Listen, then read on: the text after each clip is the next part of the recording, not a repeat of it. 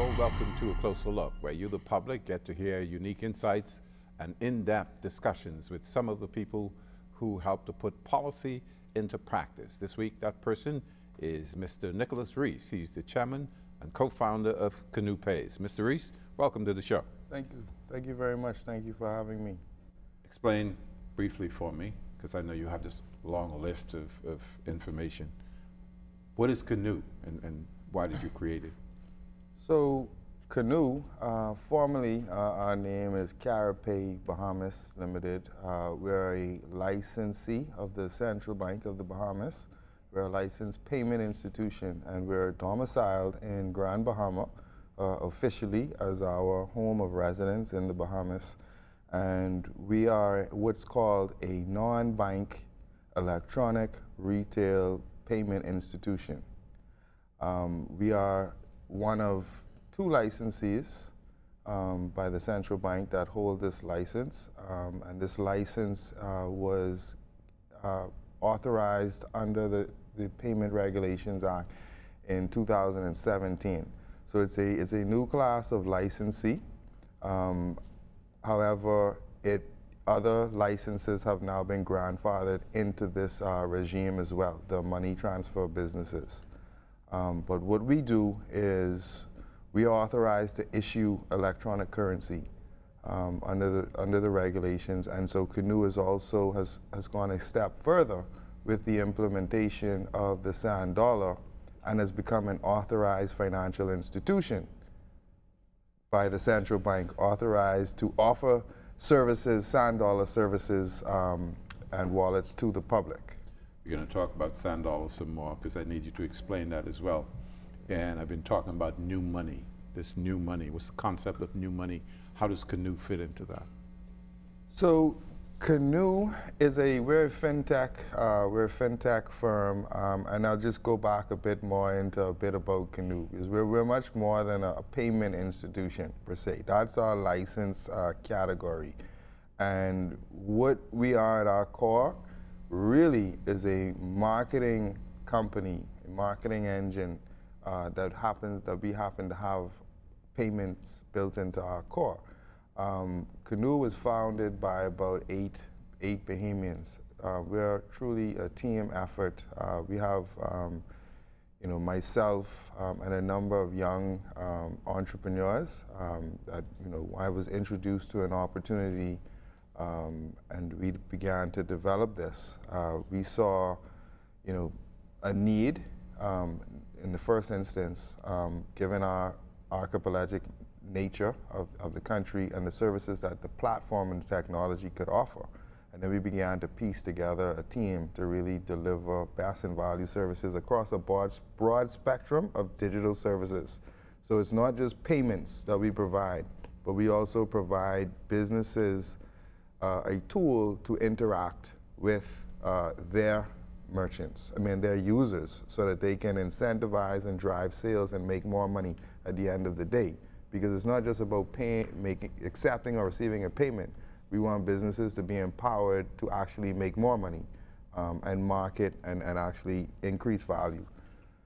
I said we'd get the sand dollar. So tell me about the sand dollar, the central bank sand dollar, and how is that in line with what you do? What are the benefits of the sand dollar? So the central bank, the sand dollar is the world's first. It's really historic, and we as a country, we should all pat ourselves on the back for winning this race and leading this race to this day. We have, in my mind, the best system, the best protocols, the best delivery, and the best plan as it relates to CBDC, which any country and other countries around the world are looking at us, studying us, watching what we do. But this is a fiat currency. That's the key difference.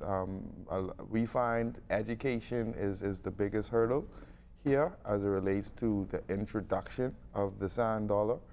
And it is a digital fiat currency. It is not a cryptocurrency by any stretch of the imagination. There's similar technologies behind the deployment of it, i.e. blockchain technology. However, it's not a decentralized asset.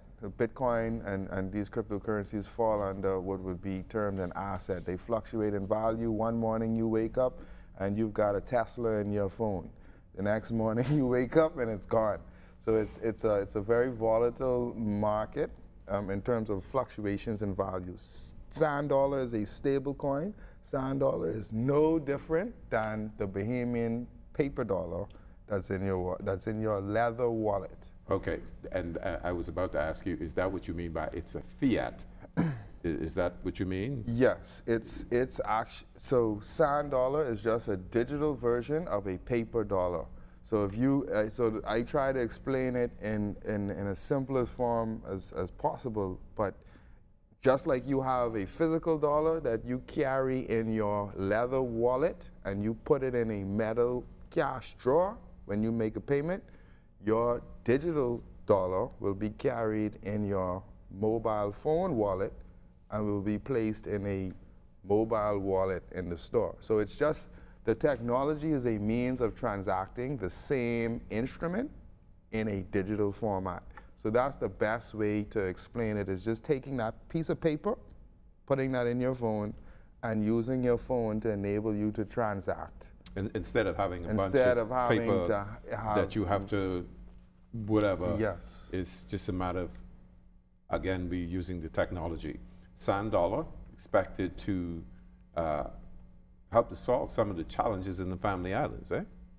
Yes, it's need driven, and perhaps this is what led our central bank and our governor and leaders to really lead the way, because it is a need.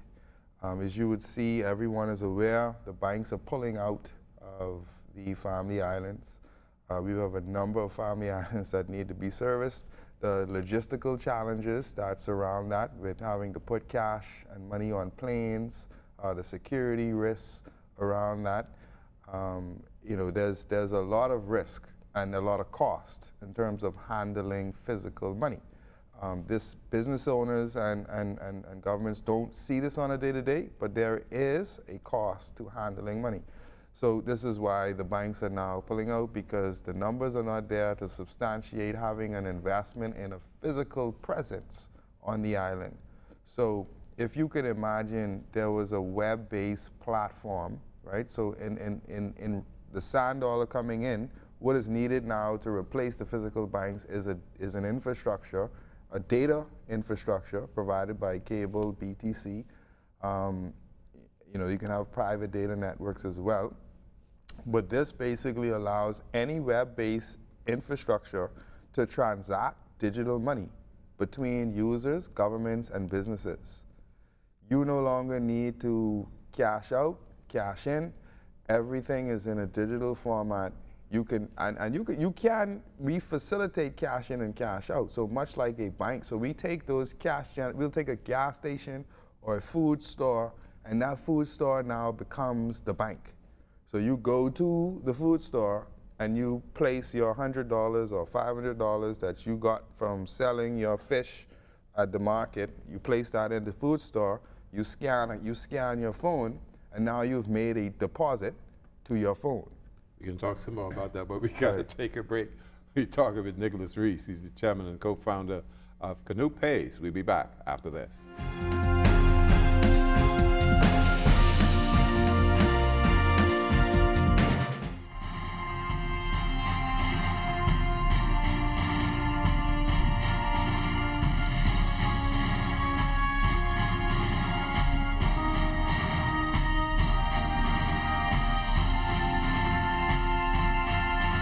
Welcome back to A Closer Look. I'm Anthony Newbold speaking with Nicholas Rees. He's the chairman and co-founder of Kanoo Pays. And I'm going to ask you this because you're talking about it anyway, the benefits that a Kanoo and the other digital payment service providers bring to the marketplace. So the main benefit that we bring is basically security and convenience. We also bring privacy as it relates to your transactions. transacting in an environment offered by an AFI offers you a layer of privacy and protection, much in the same manner as you would by transacting with a bank. So what we represent is really a technology and an institution that's regulated that basically provides the same financial services as a bank without having to be providing loans. So that's our core distinction between the banking and the payment service providers. So if you can imagine now the banks physically pulling out, the payment service providers stepping in, you can utilize the payment service providers and the technology to store your money, pay your bills, receive money, receive payroll, and for businesses, we have the capabilities. You can receive any type of digital payment, whether it be SAN dollar, Visa, MasterCard, and you can accept that in your store and online, in an online platform that's being provided. So you have broad flexibility in terms of your touch points as a business and how you can make money. What does that mean for the traditional legacy brick and mortar banking institutions? Are they threatened by what you're doing? I don't feel as though the banks have yet fully embraced the CBDC environment. This is being primarily led by the PSPs. I see a need for the banks to continue. However, it's been our opinion and our belief that, true partnership should really be between the PSPs and the banks. So explain what a PSP is. A payment service provider. And the CBDC is? Central bank digital currency. And you're talking like this because you do this right. every day. So somebody yes. watching this will go, what is he talking about? Yeah, so I will, the currency is the currency, which is the money, which goes in either in a leather wallet or a digital wallet. The payment service provider is really the provider of the wallet, right? So we sell you a digital wallet, much like land would sell you your physical wallet. And then the central bank prints the money. So they either print a physical dollar or they print a digital dollar. Yeah. So it's an interesting new dynamic, and you are right. It is the new money. It is the way the world is going. It's inevitable. Every country in the world has a CBDC objective. What has the response been like since you entered the market in 2019? I think it was. We launched middle of December 2019, and the response has been phenomenal in terms of, from our perspective. We have a lot of caution in the marketplace, a lot of skeptics, a lot of persons are very skeptical of the technology, hesitant to embrace the technology. However, we've seen significant adoption of the technology.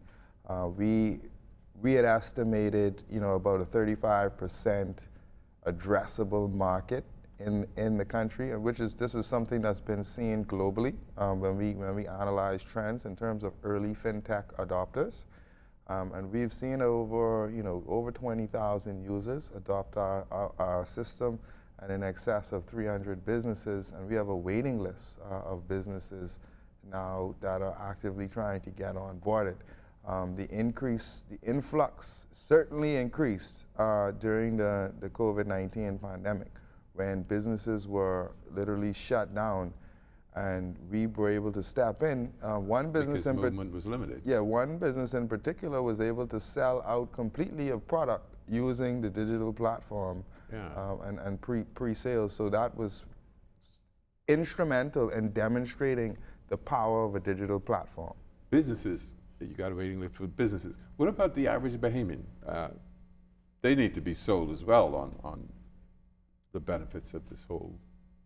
So, you have a need to make payments. So the SAN dollar is not here to replace banks.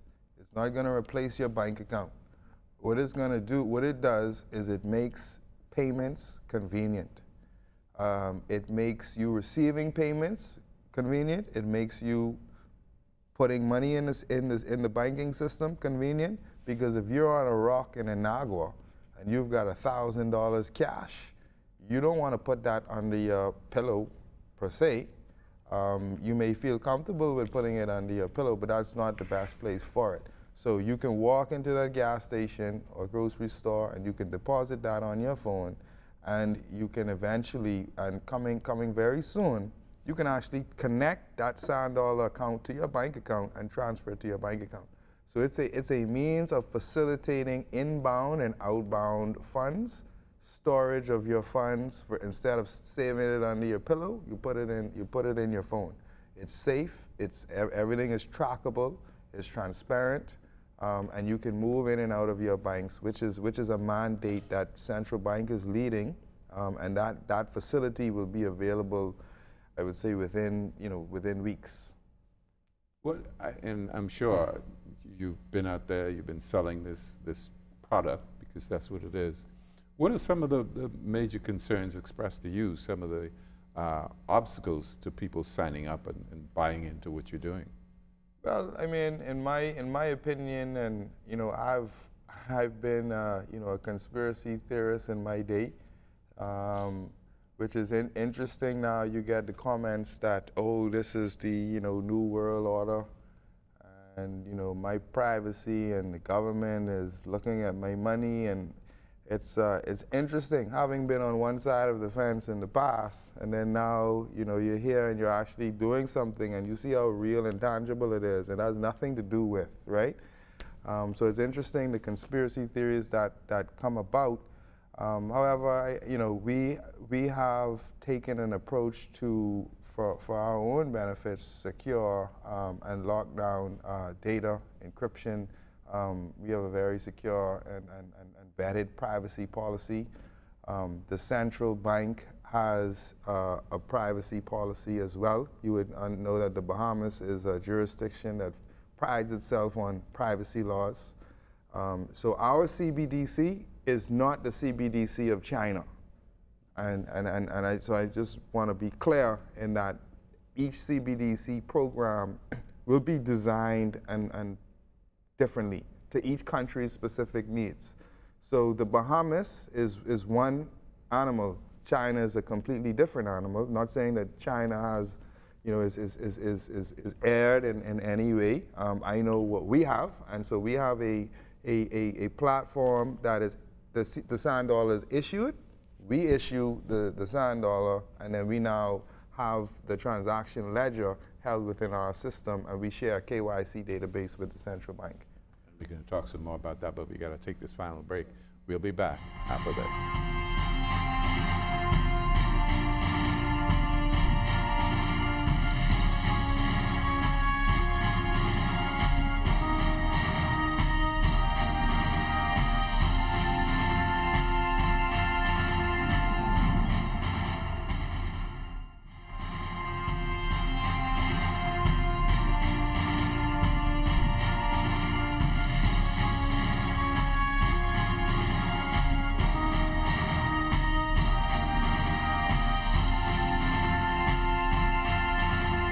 Welcome back to A Closer Look. I'm Anthony Newbo, speaking with Nicholas Rees, the chairman and co-founder of Kanoo Pays.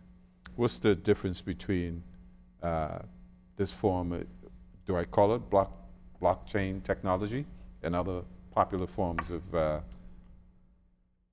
such as cryptocurrency?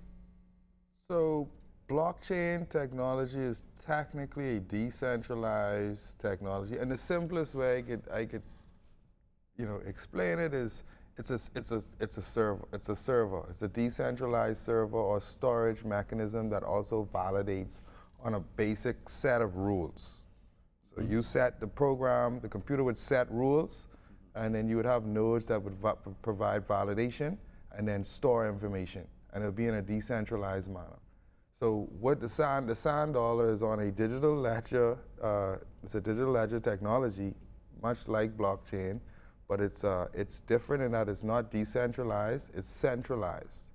So the central bank mints the currency. So it's a minting operation. It's a minting and printing operation. So they're in control of the currency that they release. There's no, the trust, the integrity of the currency is backed by the central bank and by virtue of the country. It is legal tender. So that is a key difference. It is legal tender, and it should be accepted at every merchant across the country.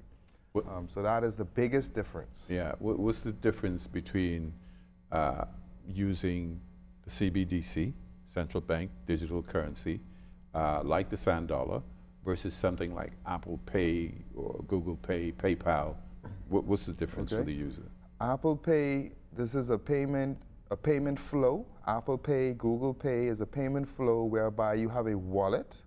So you have a wallet provider in that instance, which is Apple or Google. So they sell you a digital wallet.